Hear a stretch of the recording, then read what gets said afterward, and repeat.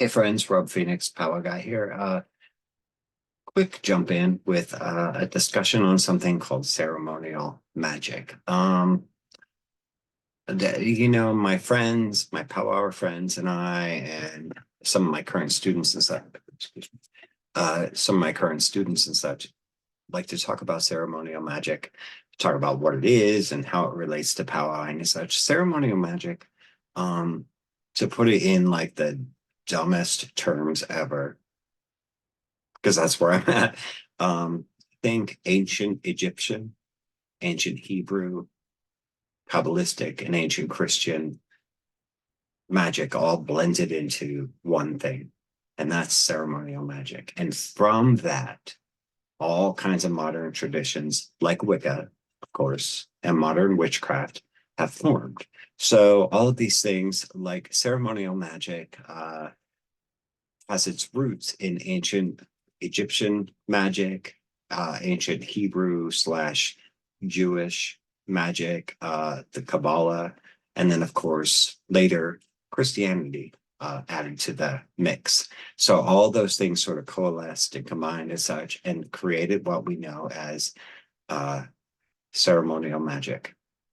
And those things created the grimoire traditions, and then all sorts of modern magical stuff sprung from it.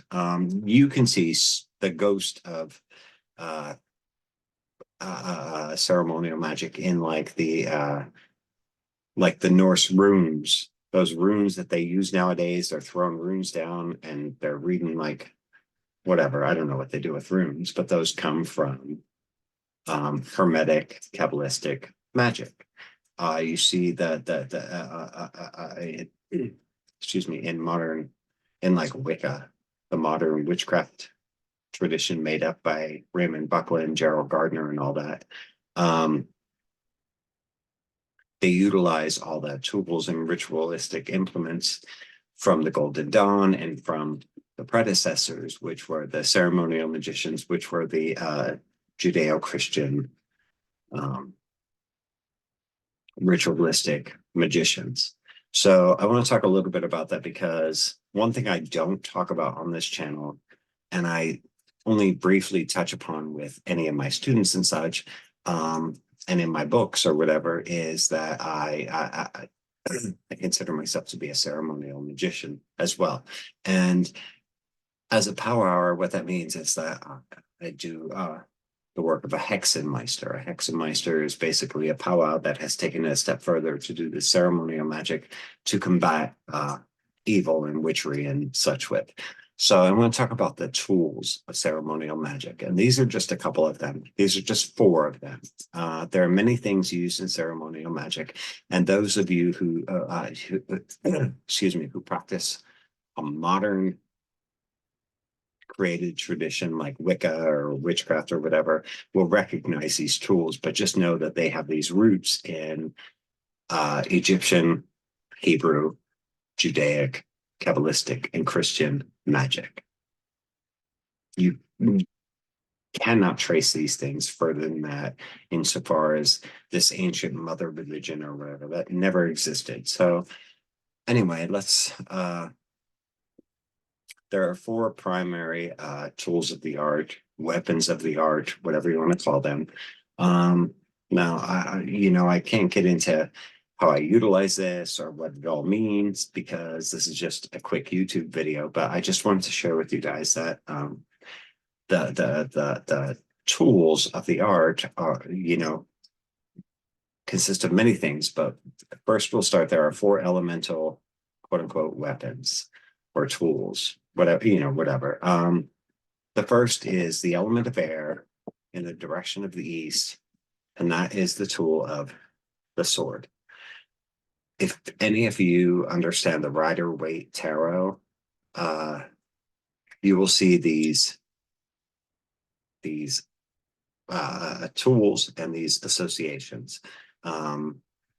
It said that Arthur Waite, him and Pamela Coleman Smith and such, and they created the tarot together. But he was an occultist. He was maybe a member of the Golden Dawn. I don't know. I'm not sure, but he was a member of a ceremonial magical group. So in the East, we have the element of air, and we have the tool of the sword. The sword represents the mind, our thoughts, the piercing of the mind, the piercing of our thoughts, the intrusion of our thoughts, our stress, our dreams. And you'll see that reflected in the Rider-Waite Tarot. So then we move to the South, and we have a tool called the wand. This is a wand I made about 12 years ago, 14 years ago. It's hard to remember when. The wand represents growth, like a stick, a branch. Innovation and such. It's excuse me, it's a fiery tool because it represents growth. It represents us moving forward. It represents like the fact that humans, the very first like things we started with as weapons and such were sticks. And we've grown so much since then. Also through a wand, we can blast forth aggressively in a fiery manner our power. Then we move to the West, and we have a tool called the chalice. The West is the element of water. The chalice, of course, representing like Christ, the Last Supper, the drinking from, the well of knowledge. Mine is brass, but you can certainly have whatever you like. But it's a sacred tool representing the element of water. And then finally in the North, we have the element of earth and the pentacle. The pentacle, the 5 points represent, head, arms, legs of man. Also the 5 wounds of Christ. Excuse me. We have these 4 tools of the art, these 4 weapons of the art, whatever you want to call them. But they represent the elements that surround us, that make up the human form in such with. Modern witchery has picked up on this, and they've taken these and they've incorporated them into like Zeus and Thor and all this stuff. But we as Christians have had this for far longer. Especially when you think about the like within the tradition of powwow, of course, there are some Kabbalistic influences, Judaic influences, and of course, Old Testament and New Testament. And you look even further and you find the Coptic influence, Coptic, of course, being ancient Christian Egyptians.